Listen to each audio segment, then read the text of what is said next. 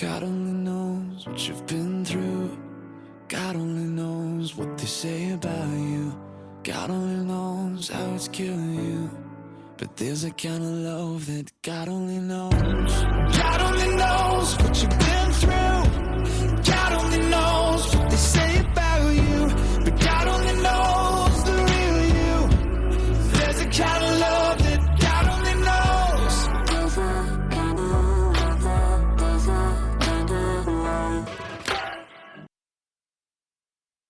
Welcome to the 13th episode of Your Journey is Not Over. My name is Tanya Pearson Randolph.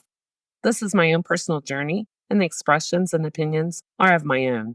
I own all the rights to my personal journey, and to Your Journey is Not Over. Neither are to be used, copied, or edited in any way without my consent. I will start out today with correcting myself on my last podcast.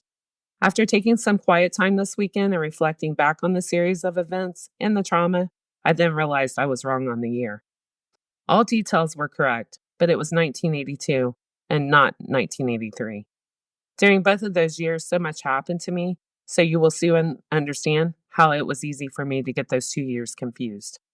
Also, thank you to everyone who has reached out to me in some way, shape, or form. I am trying to play catch up right now, and I'm grateful to each and every one that took time out of their day and thought enough of me to reach out. I never stop being grateful. Gratitude is the key to life. My grandma used to say, never expect anything from anyone. That way you're never disappointed, but to always be grateful for every single thing, even the smallest of things. Now that I have the year corrected, it was 1982, and I was 11 years old, not 12. Me going to the hospital and telling about the molestation, which, by the way, I've had a lot of people reach out to me about making the distinction between being molested and raped on my last podcast. I truly felt that was important because people tend to confuse the two, and there is a huge difference. Both are sick-minded acts. Please don't get me wrong on that. But there is a huge difference between the two. Both happened the early part of 1982. And so by the end of March 1982, I was alone even more and aware of the disdain my mom had for me, even more so now since I told about the molestation. So a bigger gap than there was before. The only retreat I had at this time was school and my grandma's house on weekends, when I was allowed to go or I could get a ride to her house. As a child, I never knew these times with her would have to be what I carried and learned from for the rest of my life. I still remember things she would say, and I'm just now understanding what her true meaning was for me to get out of it, just even the little things. So much had taken place so quickly, so much trauma. So it's March of 1982, and my other older brother always kept in touch with me and always was so good with checking on me and taking time out to help me with homework over the phone. I always thought he was the smartest person I ever knew, and somehow had a calm, patient way of walking me through anything really.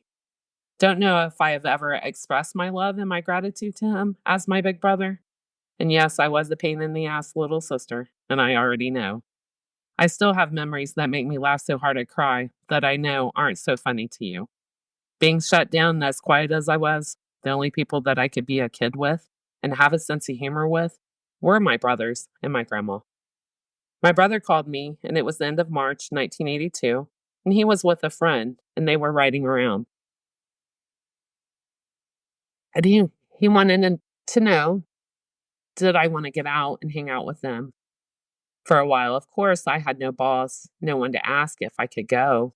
I had been and was on my own, so I told him, yes, please come and get me. Not long after that, this beautiful 1965 Mustang pulled up. I went out when I seen it was my brother and his friend, whom I'd never met before. I get in the back seat, and away we went. Loud music. It was nice to be out, I remember thinking. Felt safe, I was with my brother. It was nice to see my brother and spend time with him and his friend. His friend was really nice and talkative. Little did I know that his friend would become someone so important in my life, and someone that 42 years later, that I'm still so grateful for. Again, even at such a young age, God knew what and who I needed, and somehow, someway made it happen. We connected on a friendship level, even there was a huge age gap, 6 years between us. Being on my own for so long, and with all the trauma and the abuse, And being what people have always called an old soul, I've never acted my age, and I was told repeatedly that I didn't look my age either. But I was always honest about my age. Too young to even think about a boyfriend. Wasn't a thought, really. So after that night, I would hear from my brother and his friend when they would hang out, normally on weekends. They would call, and I would talk to both of them, mainly funny conversations. It was also during this time that a really cute and also shy guy at school had written me a couple notes and was walking me to class. Of course, I'm still closed off, and I'm quiet, and I'm so shy. I had no clue about even liking a boy, let alone a boyfriend. So one day after school, we were walking around the apartment complex, and it was time for him to go in and eat dinner. He quickly kissed me on the lips. Just a peck, nothing sloppy. But that was my actual first kiss ever. And funny thing is, I just seen him at the airport last October, and it's true. You never forget your first kiss or who it's with. Couple of days later, I guess the term is, he dumped me for one of my close girlfriends. She was more outgoing and definitely had more of a personality than I had. I was young, I wasn't invested, no girl code at that age, so literally I was happy for both of them. And I'm still friends with both of them and his family to this day. Right after the first kiss memory, I remember being invited to stay where my brother lived and go skating with my cousins. My brother would make sure secretly to give me money for skating, cotton candy, hot dogs, soda, whatever I wanted. He knew I went without a lot, so when he could, he would always try and make up for it. He was like a father to me. He taught me to skate, even. He was a pro. He won every trophy and every race. So it was at skating I met who I would call my first boyfriend. He was 6 years older, also. Like I said before, I didn't look my age. Of course, I'm too young, but he was nice, talkative, nice to skate with. He got my phone number and gave me a quick kiss, again, a quick peck on the lips, without getting caught by my brother. If my brother would have seen that, he would not have been happy. So when I'm 11 years old and I've had my first kiss, now my second kiss, and I now have a boyfriend. Okay. Just writing this at 53 years old and a mother of two grown daughters, I'm mind blown. I know it's my life and I lived it, but it's still so shocking to me to put it in context. And with my age, again, I have to say I'm mind blown. I talked to this boyfriend on the phone and I seen him at skating. I think I seen him one more time after that. So a telephone boyfriend pretty much that lived and went to school in another city. Didn't last long. I was still hearing from my other brother and his friend quite often. Nice to have them to talk to because when you're at that age and you practically live alone, the evenings and weekends last forever. Eventually, my brother's friend would call almost every day after school, and we would have long conversations. I trusted him, so slowly I became more talkative and more open with him. He knew I was alone all the time, and I was without food and was surviving on school lunch alone. So truly, 42 years later, I don't know if there was a true attraction towards me at the beginning, or did he somehow know I needed someone to step in and bond with me and help me to get through everything. What I did not know was my brother had told his friend about the molestation and how I had already told. So I remembered this like it was yesterday. My brother's friend and I were talking on the phone. Probably had been on there for hours, and he said, out of the blue, I know. And I said, you know what? Quietly, he said about the molestation. I lost the air in my lungs at that very moment. So stunned. I was so shocked. And honestly, I felt so much shame and I was embarrassed. I hung up the phone. He called back at least 100 times. And I did tell him many times I didn't want to talk to him ever again. And I would hang up. He kept trying. I'm in tears writing this because I'm so grateful he did. He didn't want to give up on me and wasn't going to end our friendship that way, wasn't going to let me end it that way. And this was the first time I was faced with someone outside my family knowing about the molestation. And yes, I remember crying and being ashamed and embarrassed and feeling like he would look at me or see me different.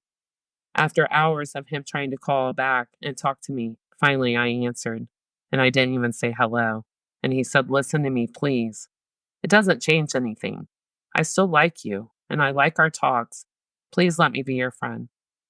Let me help you with this, Tanya. I just want to help you. I don't know if he listens to my podcast or not, but I do want him to know that I am ever so grateful for him every single day. He was the very first person that, outside of my brothers, my aunt, and my grandma, that I actually trusted. Thank you for not giving up on me that night. Even now, people try to shame me for speaking out. I get asked why all the time. Why not? I'm a little sarcastic, I admit it. I own it. But a dumb question to me deserves a question as my response. I have been told, aren't you embarrassed? Embarrassed about what? Again, answer a question with a question. It's kind of how you know you got my attention at that point. As I told a friend on the phone today, I'm not ashamed. I'm not embarrassed about what happened to me as a child. By the adults that were supposed to take care of, love, and nurture me. Again, mindset for generations causes people to think and ask me these questions. Society. It's not normal for someone to speak openly and honestly about childhood trauma. I never said or told anyone I was normal. I do things my way, always out of the box, always different and unique. I don't follow normal trends. And I will always say, with what happened to me in that ocean looking at that sunset, April 16th, 2023, and when it was explained to me by God Himself what every experience and every path I was placed on was for, this was the purpose, my purpose. And if you don't understand, that's fine. Respect my journey as I respect everyone else's journey. Clearly, I am being led to speak up and speak out, or I would not be doing it. A lot of people use the word called. They were called to do something. I choose to use the word led, only because I am that girl that I would hear people say, I was called. And I would ask, what do you mean? Did he call you on the phone? I mean, inquiring minds got to know. Of course, naive and gullible, I truly believe they were called. I have led a pretty much quiet life. I hear from others, I'm a mystery. Other than social media, which I took an 8-year break on that completely. I've only been back on for a couple years. Because of COVID and wanting to keep up with friends is the only reason I reactivated. But I've kept a low profile for the most part. I like my privacy and I like my peace. So I explained to people that this must be my purpose or I would not or could not do it. I'm 53 years old. I have 2 grown daughters and I have grandchildren. With that being said, I left high school many, many years ago. So I have no need at all for status or popularity. There is no monetary gain. I have funded and paid every single penny for my equipment and for people to help me get this podcast up and going. A lifelong friend of mine donated a big whole thing filled with office supplies. I am so grateful for her and thank you so much for that. And another friend of mine gave me a desk for my office. Thank you so much. You know how grateful I am to you. Other than that, I have, and I'm still paying for everything. So definitely not status. We're going to count that out. Popularity. We're going to count that out. Or money. Definitely counting that out. The 3 main things that society thrives off of, right? Again, must be my purpose. I lived it, so I'm going to share it. I'm going to speak up and I'm going to speak out. And from my messages that I receive daily, I'm getting the message out. And more people are speaking up and speaking out. Grateful that one voice can be heard and it changes so many people's perspective. This concludes my podcast for today. Please join me Thursday. And always remember, your journey is not over. God bless. God only knows what you've been through. God only knows what they say about you. God only knows how it's killing you. But there's a kind of love that God only knows. God only